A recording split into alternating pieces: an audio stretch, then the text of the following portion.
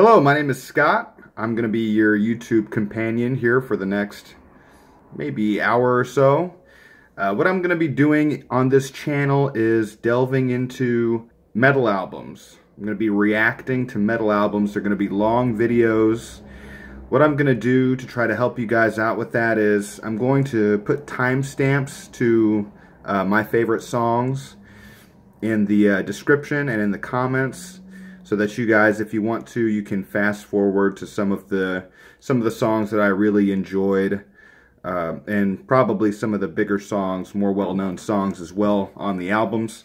But my aim here is to do reactions to albums from metal bands that are not necessarily the most popular bands. I want to hit up a lot of obscure, mid-level, and lesser-known artists and give them some promotion and some shine on this channel. So I have to say that I don't make any money off this channel. These videos are heavily edited so as to avoid copyright issues, and I do give my commentary throughout the album reactions. So there's going to be some stopping and starting and some pausing, and I want to apologize for that up front. If you want to listen to the album in its entirety without me giving my feedback or my commentary, the original link to the album in its entirety is going to be in the description. So just go ahead and click that link, and you'll be able to enjoy it without me talking over it. So thank you for stopping by. If you have any suggestions for future album reactions, please put them in the comment section. Please keep the comment section civil, okay? I don't want any personal attacks, no trolling, no shit posting, and just no irrelevant or trivial information, please. Put what you want to hear me do in the comment section, and I'll see what I can do. These take a long time to do, so yeah, I don't know how many I'm going to be able to get up a week. But, you know, I'm trying this out, and I'm going to see what I can do, what I have time for, and see what sticks. So if you enjoy this video, again, don't forget to like, comment, subscribe. That's it for the introduction. I hope you guys enjoy the video. What's up, guys? It's time for number 3, baby, that third album reaction. This is one I'm actually pretty excited about. The album is called For a Black Tomorrow, and it's by a band called Deathwhite. Now, I've never heard of Deathwhite. They've got, it looks like 6 albums under their belt, or they may not have 6 albums, but there's 6 albums listed on Google Music. So if that's too many, that's probably just a glitch on behalf of Google Music. My uncle recommended this to me, and I think I know what's about to happen with this album, but I'm not sure. I have a good feeling I'm going to like it, but I'm going to go ahead and react to it anyway for you guys. So this is Deathwhite's For a Black Tomorrow. There are 9 tracks, all about standard length, between 4 and 6 minutes. The first track I'm going to get to here is called The Grace of the Dark. Now remember, I don't really know anything about this band, so I've never heard any of their music. I'm just going into it blind, basically, or practically blind. So here we go. This is The Grace of the Dark.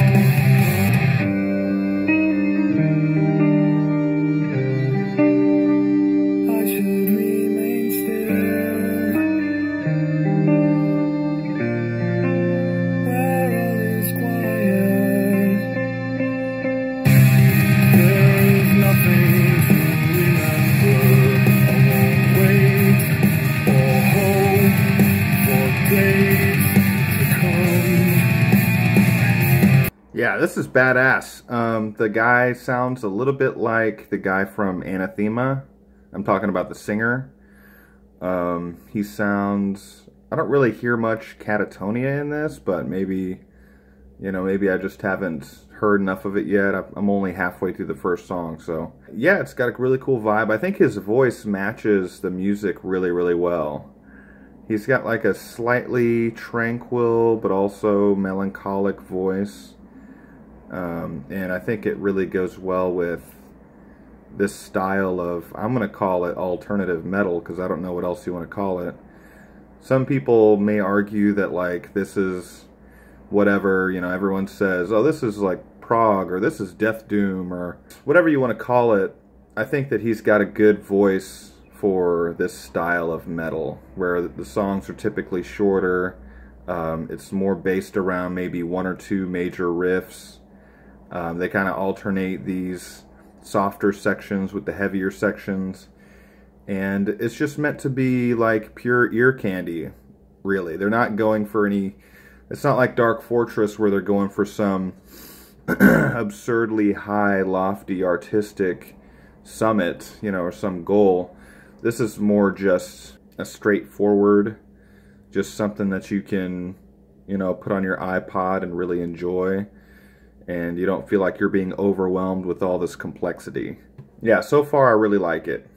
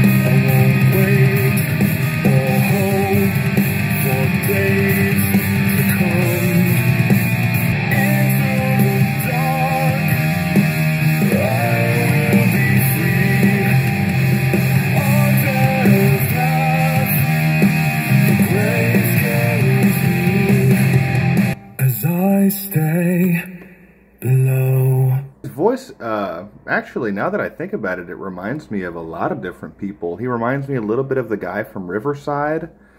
He reminds me of the dude from Soen. And, of course, you know, Anathema a little bit. And he's just got a really great voice, man. I think a voice like his could really carry an entire album, you know. Because I couldn't see myself getting bored listening to his delivery, because it just sounds so good. This is almost like, to me, I look at something like this and it reminds me of a lot of the albums I grew up listening to, you know, sort of almost, you know, the Catatonias, the Tools, the Perfect Circles. This reminds me of a lot of that kind of stuff. And yeah, it's very, very good. I enjoyed that first song. I'm interested to see, you know, at this point, really, I'm thinking, how much variation is there going to be from this blueprint that's been laid down in the first track? You know, how much variation does there need to be? Maybe there doesn't need to be any variation. Maybe every single song after that, after this first track, will have a very similar sound, be similar compositionally, have a similar vibe, and maybe I'll really enjoy it.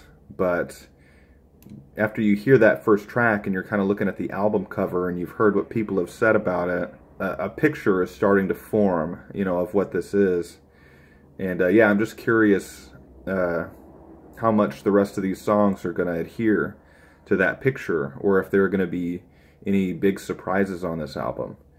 So I'm going to go ahead and play track 2. This is called Contrition.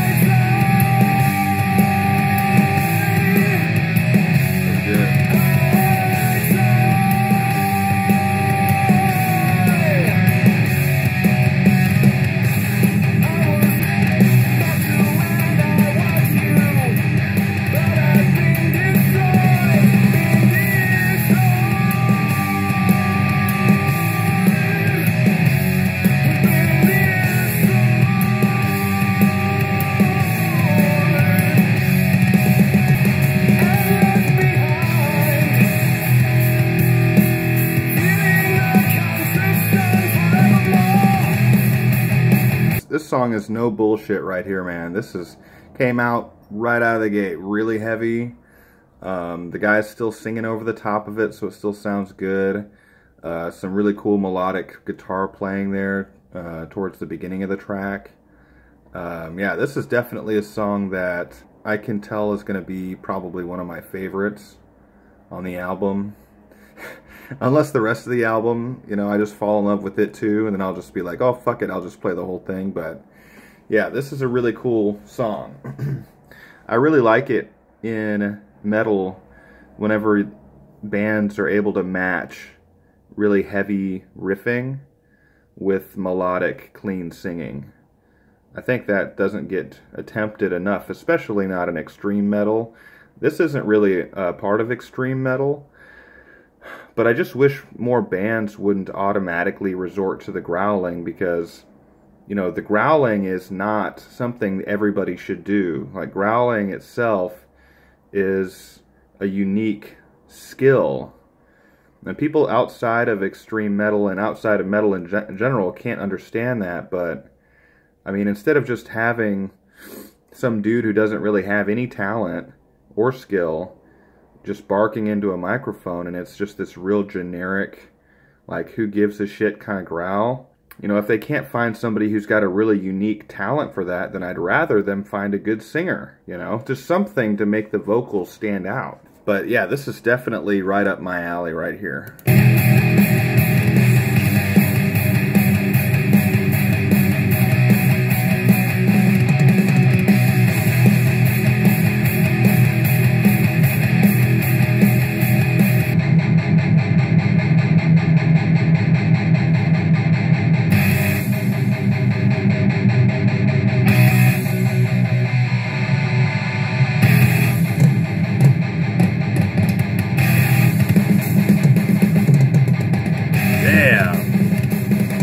Yeah, man.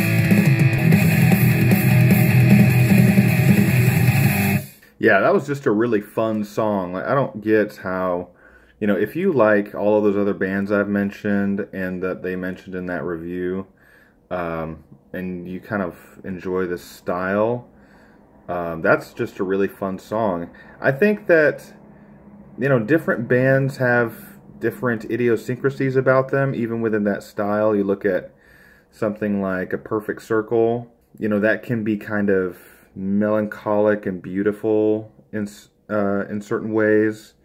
Then Catatonia can be like devastating, you know, devastatingly heavy, devastating with the emotions being presented in the music. Soen has like this weird proggy thing going on where it sounds like a slight Opeth ripoff or a slight Tool ripoff. But no disrespect to Soen, by the way. Yeah, these guys, I guess if I had to offer like one criticism, and it's not even really a criticism, because I'm not saying that I don't like the music, even, or that I'm not enjoying the music. It's just so far, I wonder, you know, out of all of those bands that I just mentioned, you know, I wonder what is really going to be these guys' calling card, you know, what's going to make them really unique.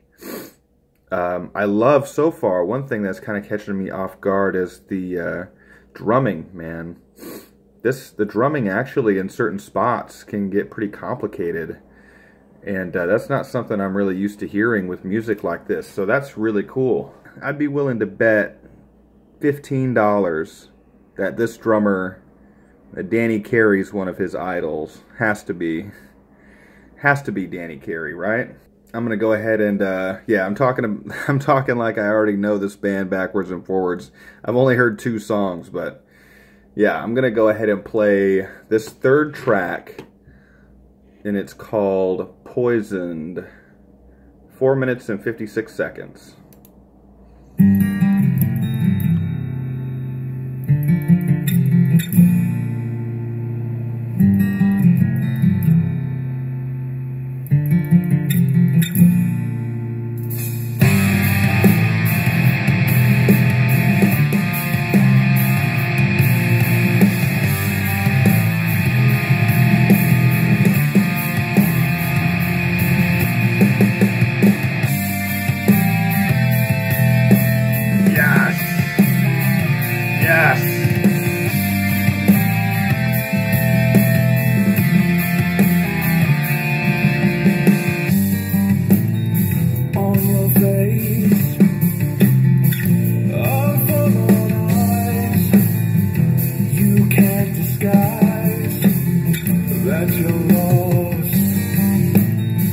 Trusted one, the only one you knew. You're far from blameless. Grace could be with you now. Yet you'll feel loneliness.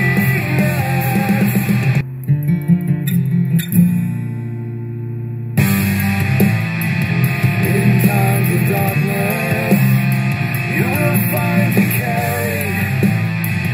In times of light, you are unworthy, with poison.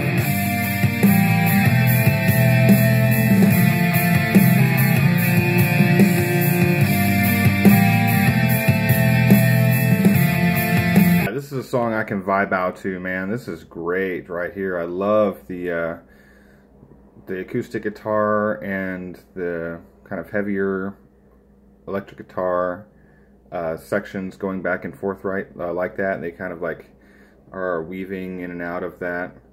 And then also I love those kind of weepy Rapture-esque guitars too.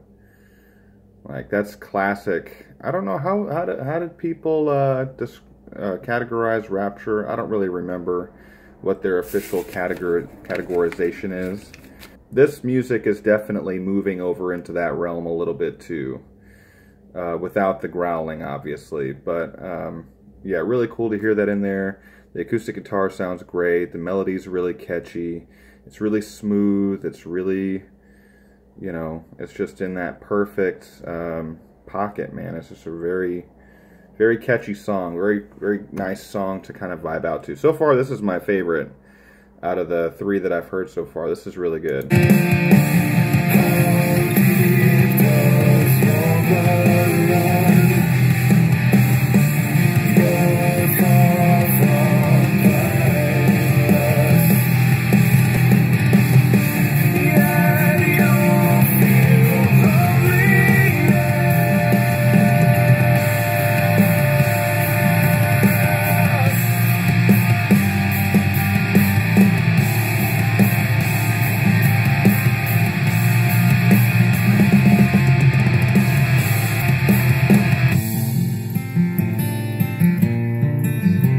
See what I'm talking about?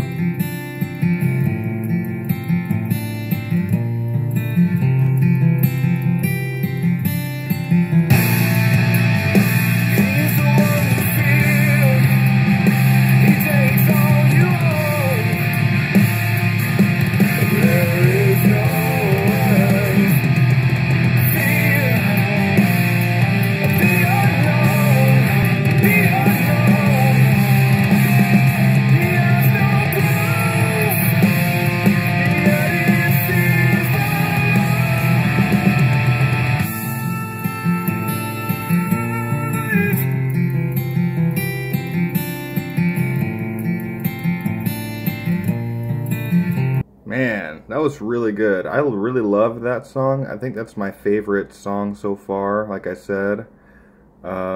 His voice is it's really funny because I'm kind of wondering, I'm like, okay, he's good, he's a good singer, you know, he can carry a tune. Um, but I'm wondering kind of what would happen if he really stretched the limits of his voice. And I felt like we saw a little bit of it in that song, especially towards the end there, when he was really trying to hit those high notes. And, you know, you're just kind of wondering what you're working with here. Like, you never really, it's hard to really gauge someone's vocal ability in 3 songs. You know, you've heard a couple songs, you're like, oh, he sounds good. Where's his upper limit at? Is there going to be any growling in here? You know, stuff like that. So overall, I thought that was the best track. That track was just hypnotic all the way through. I really like that. We're going to move on to the 4th track. This is called Just Remember.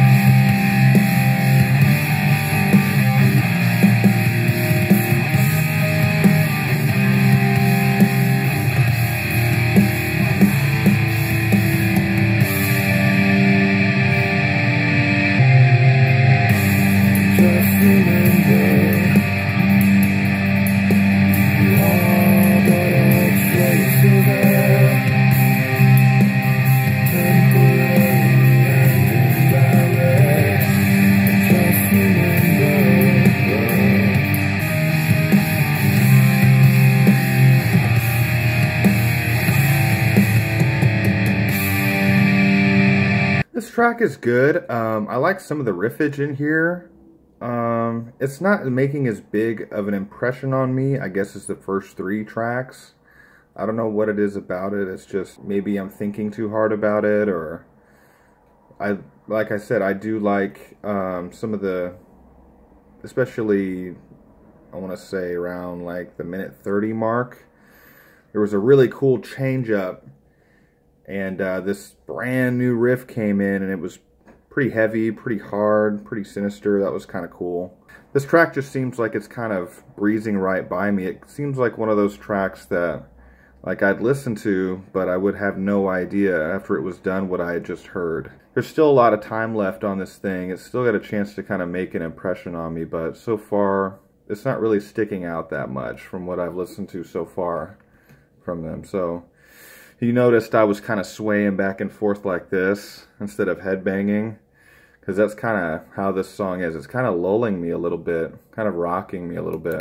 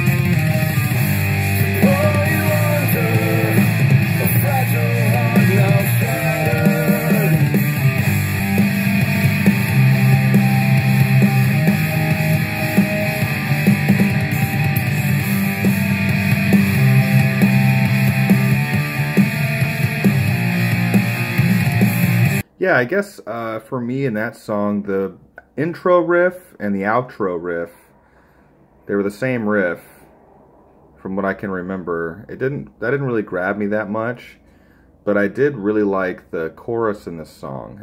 The song had a great chorus. Loved his kind of vocal melody that he had, and then the guitars behind him are playing a pretty sinister riff. So yeah, I liked that part of the song. I don't know quite how I feel about the song in general, because I'm kind of ambivalent about it. I have mixed feelings about that song, but it was a decent song. I'm not gonna, criticize it or put it down too much. So this next track is called Eden. It's track number 5.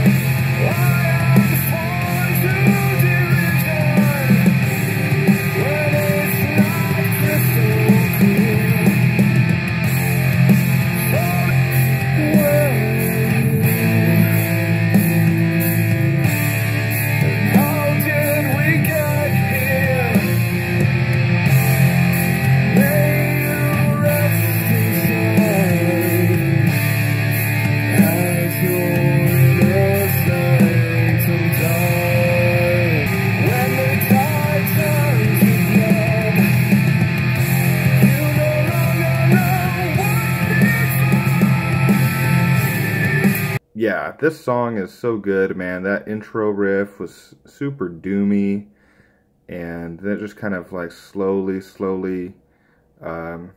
built, and then some of those chords, man, that they were playing sounded super triumphant. It just gives you a good feeling in your body. It's not trying to be sinister, it's trying to be uplifting in a way.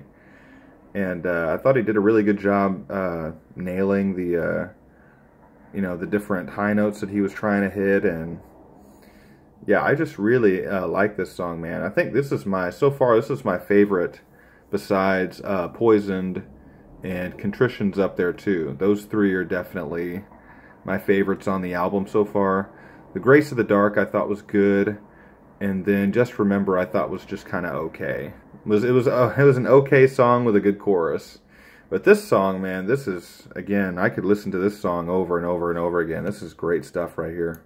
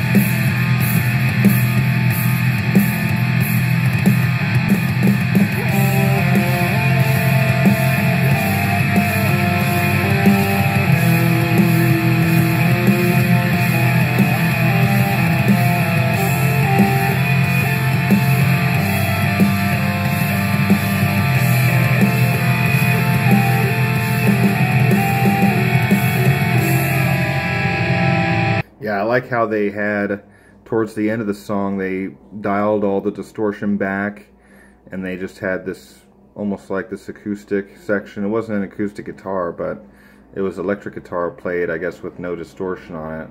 Like the clean channel, right? They're doing that, and then the drummer was just hitting the cymbals, you know, lightly hitting the cymbals. He wasn't even really playing.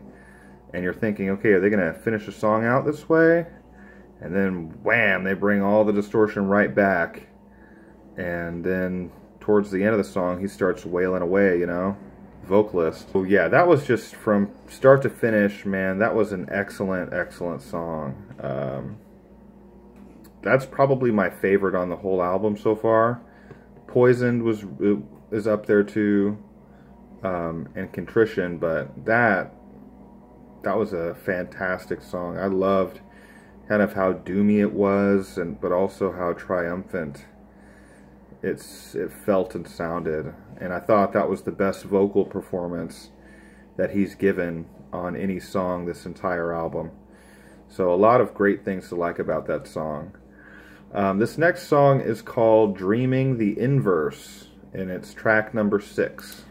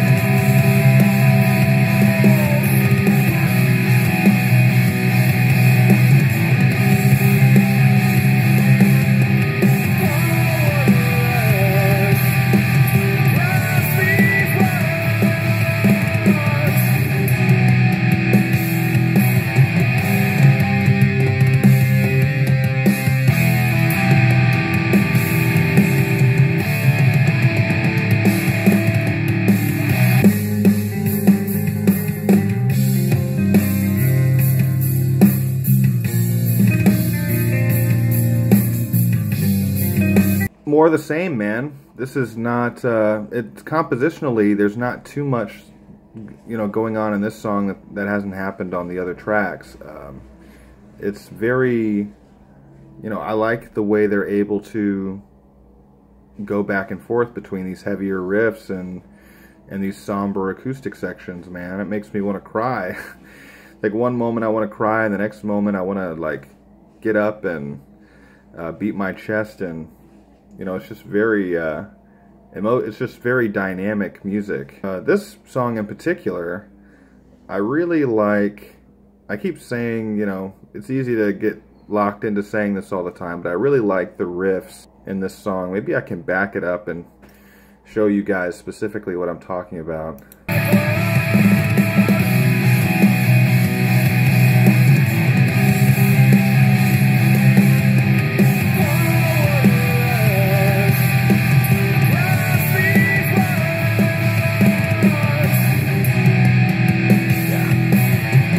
Yeah, that is really cool, man. I don't know how many riffs like that there are on this album, but when I hear something like that, that shit gets my blood pumping.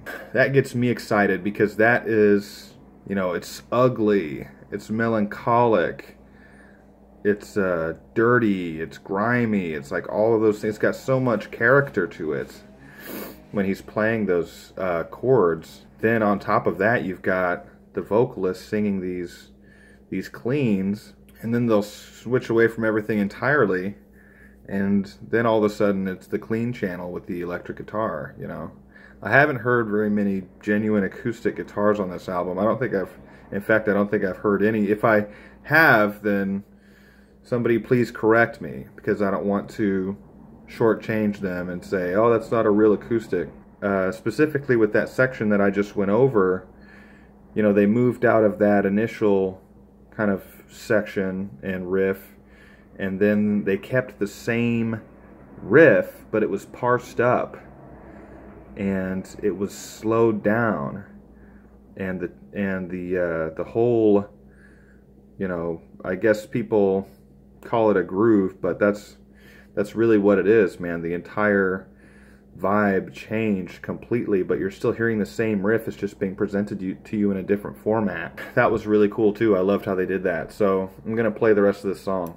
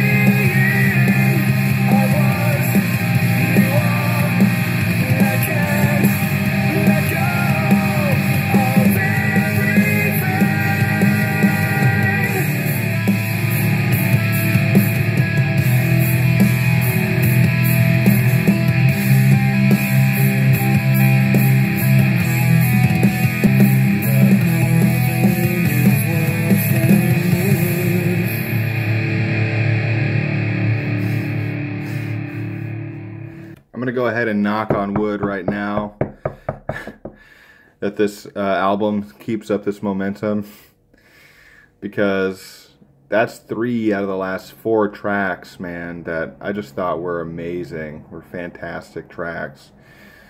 That song, Dreaming the Inverse, I just loved the creativity with the guitar, the riff writing in that song, man. There were parts that, like, we analyzed that riff earlier, and I explained how they moved from that to a section where it was the same riff, but it was slowed down and parsed up.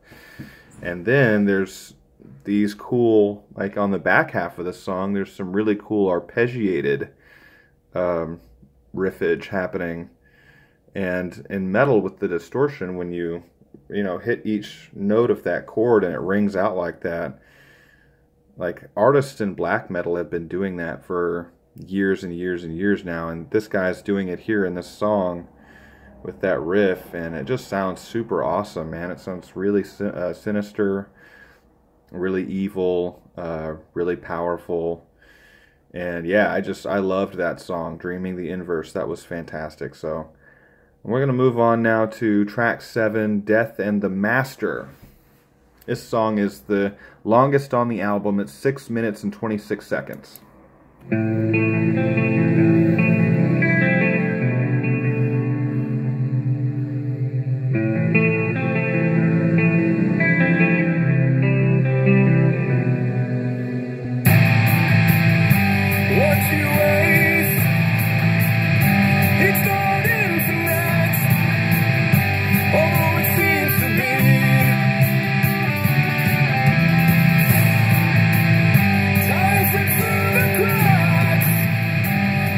Break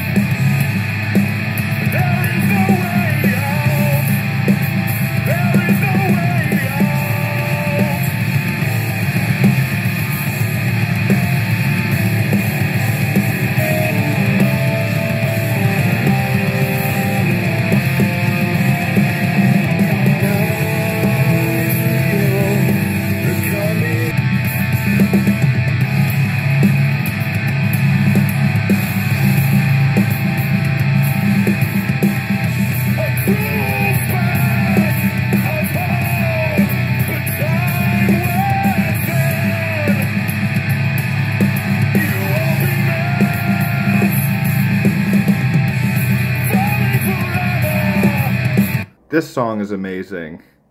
But the first thing I want to talk about is his voice. Did you guys hear the grit in his voice in this song? That's the first time he sounded like that the entire album. Like, he waited until track 7 to do that. Like, that is crazy, man. I did not see that coming. That was a major left hook from him, man. Because the whole album he's been like, and then all of a sudden he's like, like, he sounds like Russell Allen's little brother or something. Not that intense. Russell Allen is really intense about it. Sounds like he's got a sand pit in his throat. This guy, yeah, I wasn't expecting that. That was really cool, really powerful. I loved that. And also, some of these guitar chords, man, just remind me of, again, alternative metal, like 90s alternative metal. Specifically, the band Helmet. Like, if you listen to some of this shit, man, I already pointed it out, so you already saw me do this. That's what I was alluding to. And I'll play it again so you can... Yeah, here it is.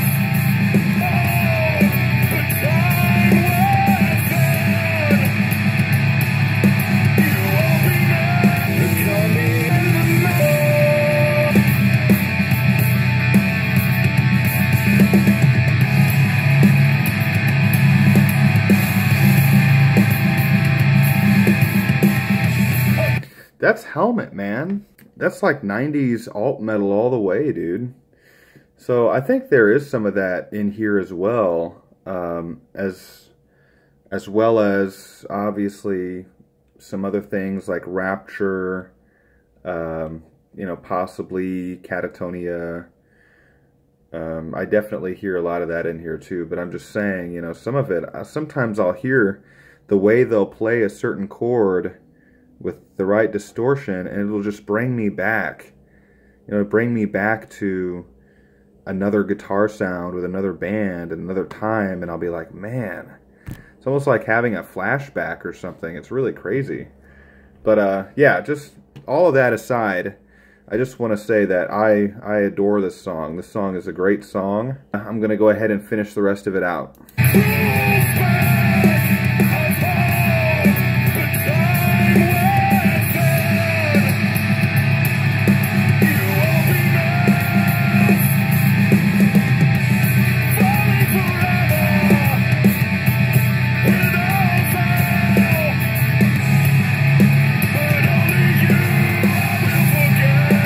Okay, is that the same guy? I'm sorry, I don't usually stop it again like this. I usually only stop it twice and talk about the song twice. But is that the same guy? Is that the same singer? This is track 7, Death in the Master. Please, somebody out there who knows this band better than I do, who knows this album better than I do, is that a feature? Is somebody else singing on this track? Because if it's the same guy, that's crazy, man. That's mind-blowing, man. Because he sounds completely different.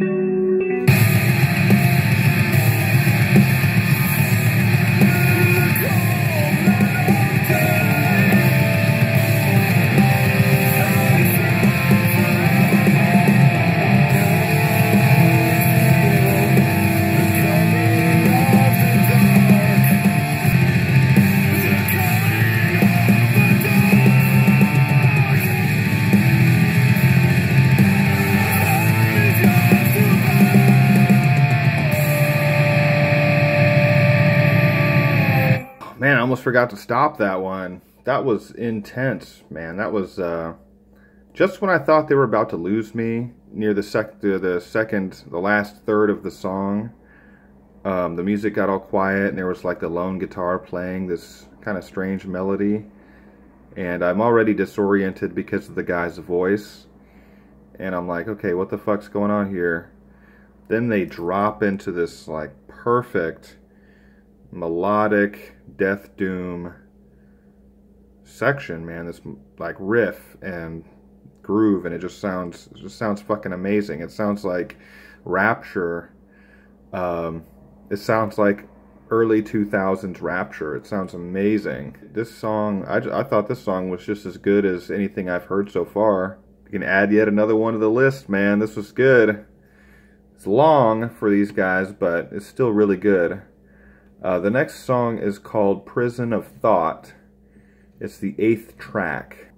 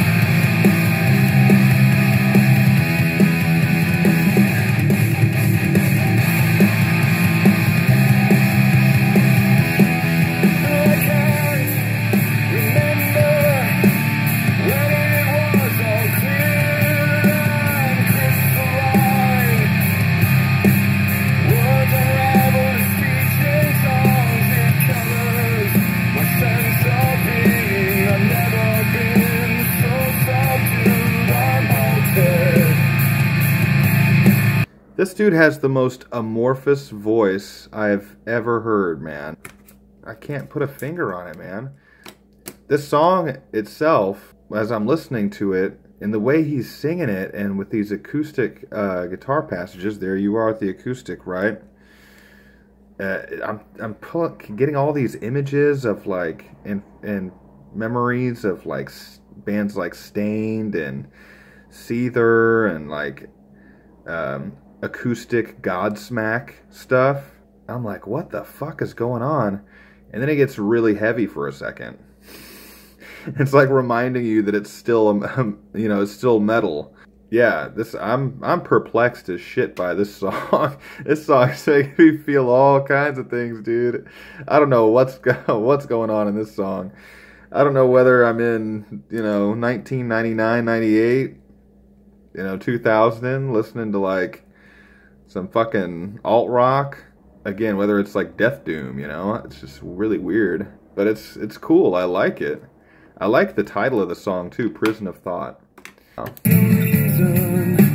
Every thought of fall, here I say, this is my prison, it's where I will remain, in my mind, there is no reason, every thought of fall, here I say, this is my prison, it's where I will remain.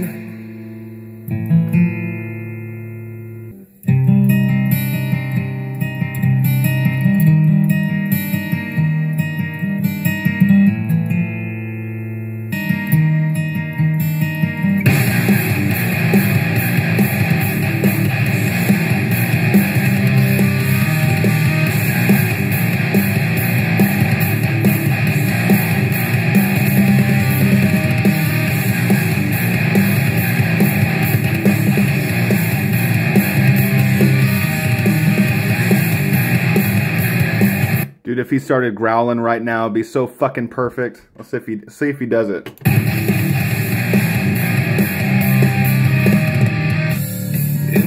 Damn it! Every thought about here I say, every thought about here I say, this is my prison, it's where I will remain.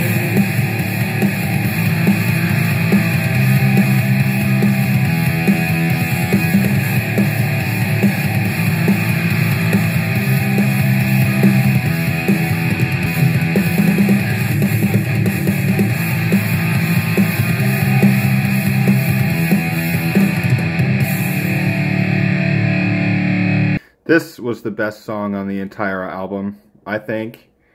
Just the extremes presented in it. It's simultaneously the heaviest and the lightest song on the entire album.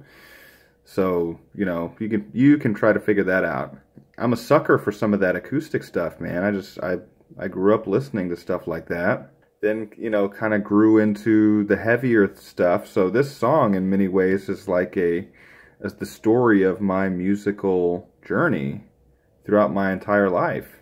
Just the adventurousness that they showed on that song, to go from one polarity to the other polarity and to go there like that, you know, really quickly.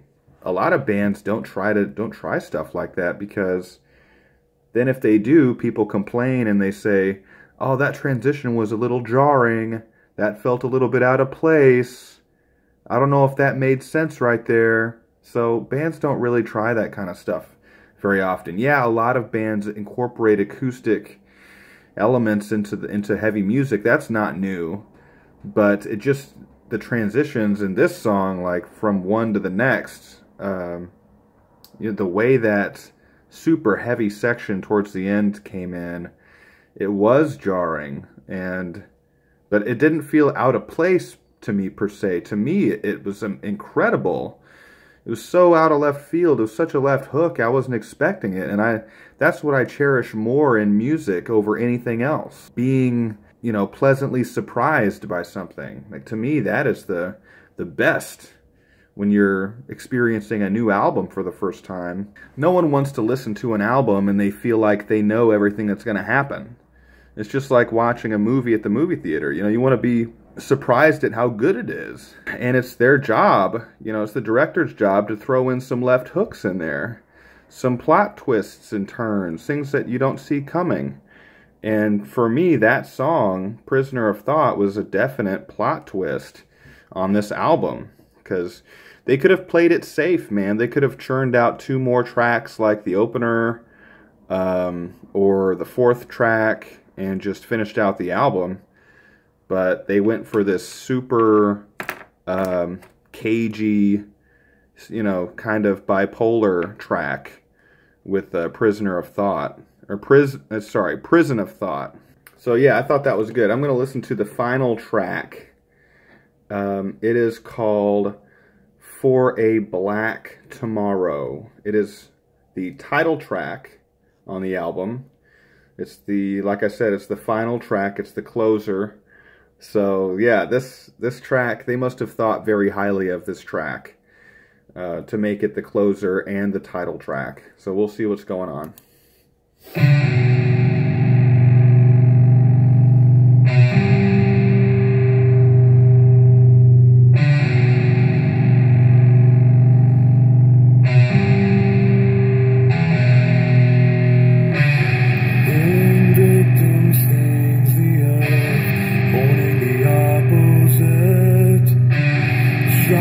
False embraces, and you're born to die.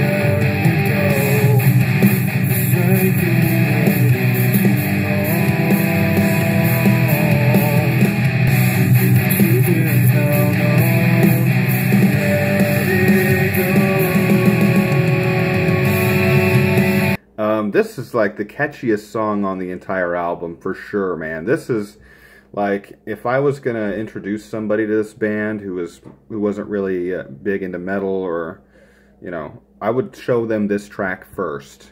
Okay, this has got the catchiest vocal line in the whole song. It's so easy to jam out to.